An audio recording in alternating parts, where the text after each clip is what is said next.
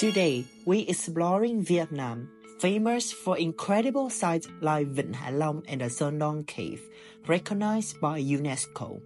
But there's a serious issue. Climate change is causing major problems in Vietnam. It's affecting the economy and the people's life.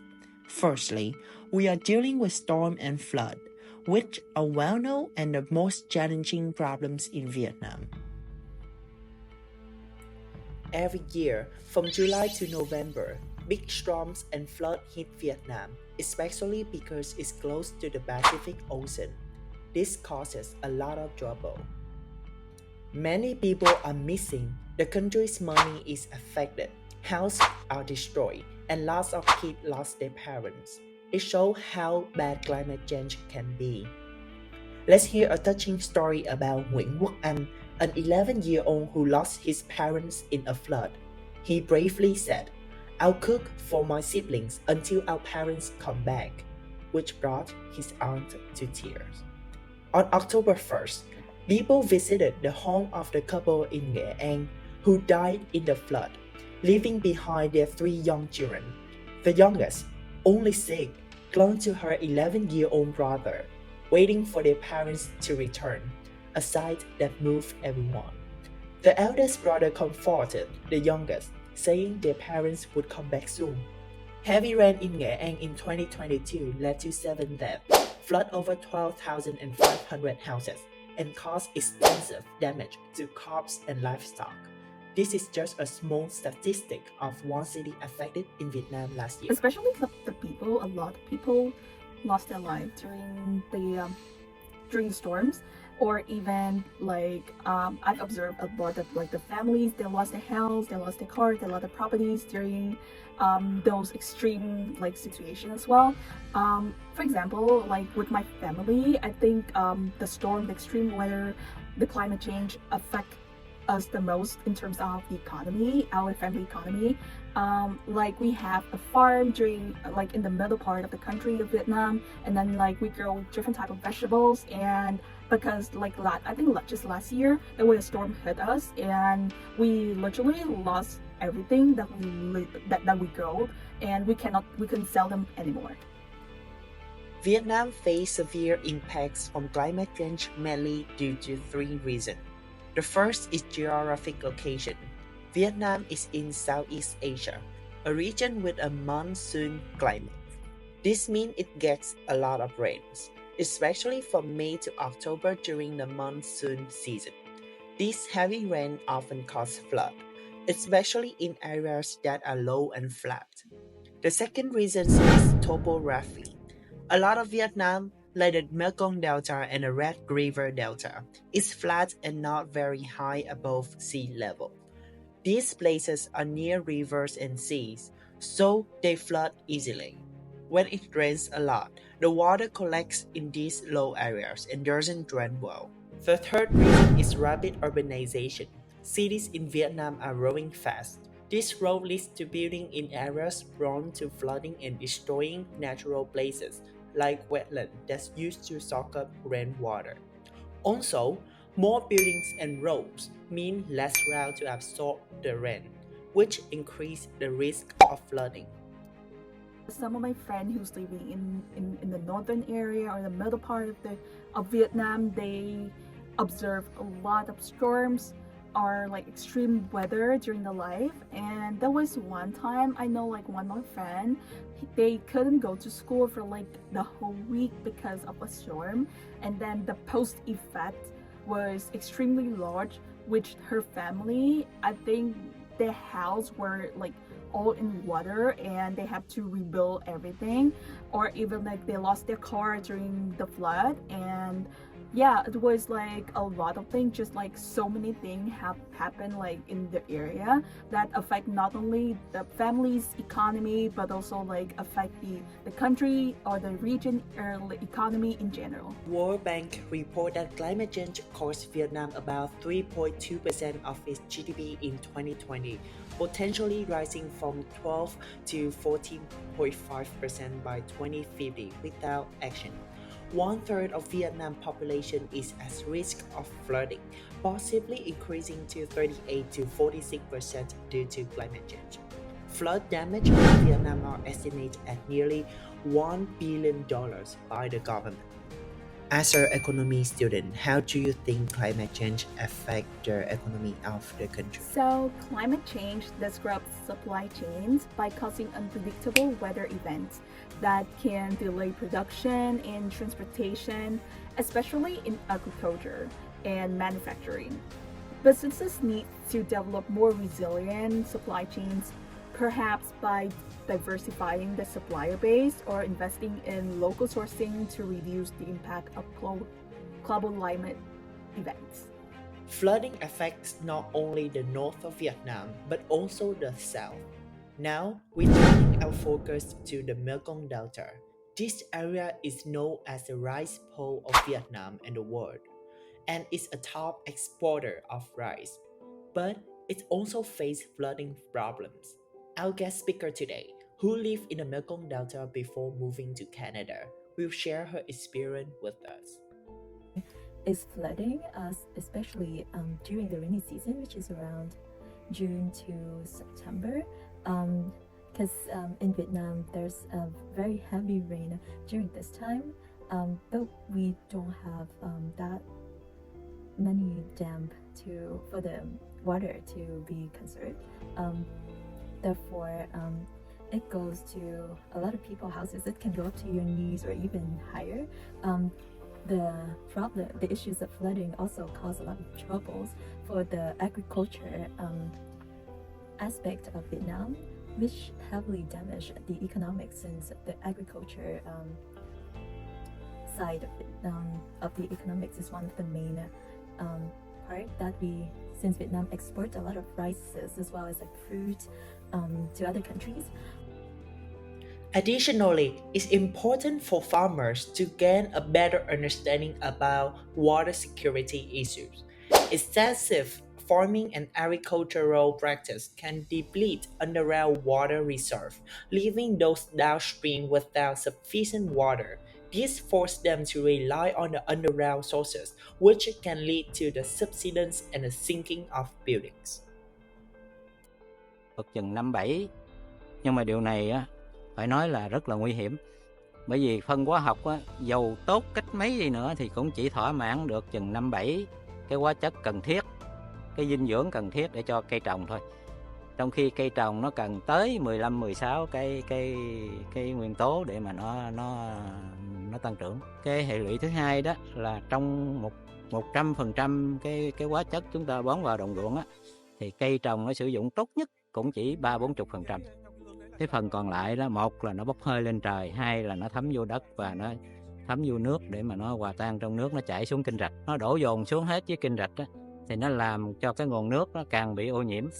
Và như vậy đó, khi cái nguồn nước càng bị ô nhiễm thì lại con người ta không có nước người ta xài với người ta sản xuất, người ta lại càng khai thác nước ngầm, do đó càng gây ra sụt lún và sạt lở vân vân. So, that is a sharing of Dr. Nguyen Van Ni, a professor of ecological and environmental studies at Cần Thơ University, emphasized the importance of equipping farmers to manage the varying levels of water salinity in the Mekong Delta. At 63 years old, Dr. Ni dedicated 10 days each month to teaching, while the remainder is spent on field trips throughout the Delta.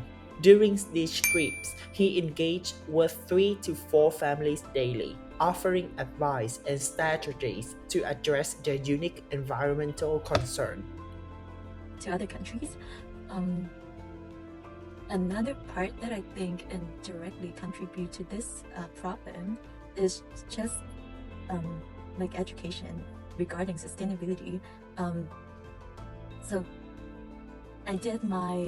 I grew up and studied until high school in Vietnam. However, there's no emphasis on how to live a sustainable lifestyle or how to protect the environment. There's no policies or like advocacy on limiting food waste, limiting plastic waste, and these are one of the main problems that lead to flood and other diseases such as malaria. So I think it's really important to start educating people on a sustainable lifestyle before and how to tackle these issues. And Do you think that Vietnamese overuse the resource right now?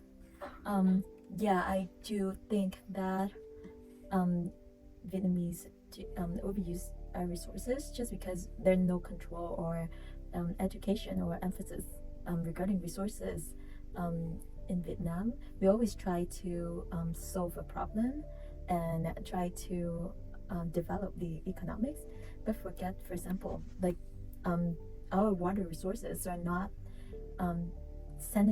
sanitized, and especially in the Mekong Delta area of Vietnam, a lot of the waters are contaminated with salt water. It's not safe to drink, and we can shower with it, but it's not good for our skin. Where can they find the water, and how they can filter the water, or they just use the dirty water to use?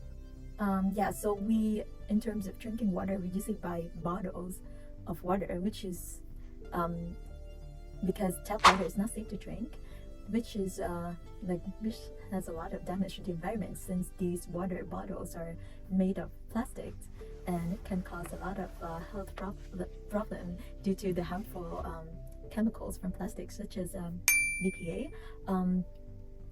In terms of cooking, we can use water.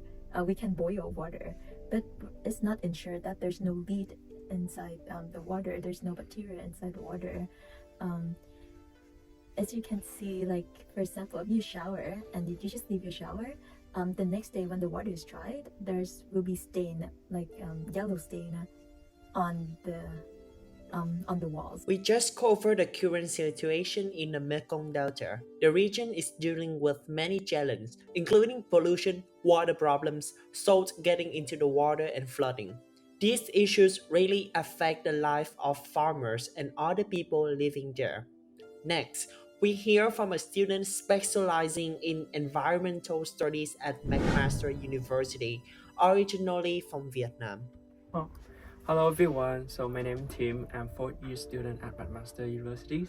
I major in environment and society. One of the issues that I see the most is that's related to water pollution. There's a water scarcity, because Vietnam really is still a agriculture country, so we need a lot of water for our rice paddy. People who make a living by collecting trash have shared their experience. They have adapted to life surrounded by garbage. Some even eat while flies buzz around them. Chà, vậy tội nghiệp quá, tao nói tội nghiệp chị nghề nghiệp đó. Không có mùi này là không có sống được. Lâu lâu cháu lại một lần thấy mùi hôi vậy đó, chứ có gì đâu. Tôi qua đây tôi quen rồi. They joke about being accustomed to the smell of trash, saying it reminds them of money. In contrast to the stunning scenery of Quoc, a beautiful island in Vietnam known for its attractions and entertainment parks, there is a significant problem with trash. This issue is causing stress for the government as they struggle to find the solutions. Also, the air pollution is also another concern, that the air right now is very polluted because there's a lot of factories, and the government they tend to focus more on profits instead of protecting the environment. So we don't have a lot of regulation on factory, what kind of gases they emitted to the environment. Vietnam is trying to figure it out, a math problem about the best way to grow the economy. They are thinking about whether to increase tourism in Vietnam to make more money or to keep it low to protect the nature. It's a tough choice because it also affects the people who live nearby. So I remember in the past that we used to swim in the river and it was really fun, but right now because the water is so dirty, so the kids don't want to swim in the water anymore.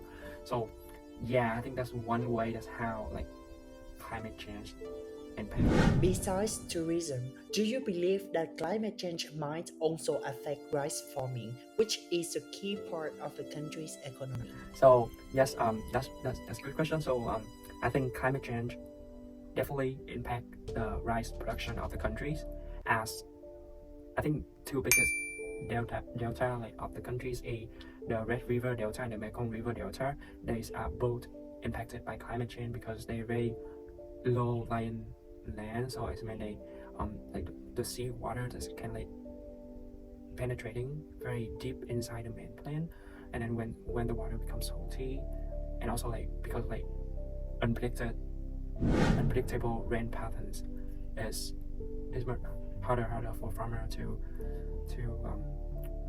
grow rice. As the documentary concludes, we take the opportunities to pose questions to our guest speakers. We ask them, as an international students who are eager to make a difference in the world and their home countries, what actions they can take and how they can contribute to improving this situation. These questions were presented to all the guest speakers, and now let's listen to their response. For eco-friendly products instead of like instead of the other one. For example, like instead of like plastic bags, we can buy like a big bag that we can reuse for the next time, so that we don't have to waste those bags and then throw them away to the The environment. government should actively work on focus on the solutions for flooding to adaptation solution for climate change. However, in the long term, it's possible to include sustainability courses in their education and make it maybe compulsory for everyone. Like learn more about climate change. So that's one thing related to education. Yes, educate myself and then people and my family and like my friends and like my relative about climate change to persuade that climate change is something very urgent and we need to take action right now. As we reach out to the conclusion of today's documentary, we are reminded that climate change represents a significant global challenge. It's a complex issue that nations across the world are grappling with, each contributing to the collective effort in their unique ways. Speaking from a Vietnamese perspective, there is a strong commitment to addressing local environmental concerns and reducing our impact on the global climate crisis. It's through these individual and collective efforts that we can hope to find effective solutions. By working together, sharing knowledge, and taking action, we can strive to make our planet a greener, more sustainable place for future generations. This documentary underscored the importance of global cooperation and the critical role of each country, including Vietnam, plays in the fight against climate change.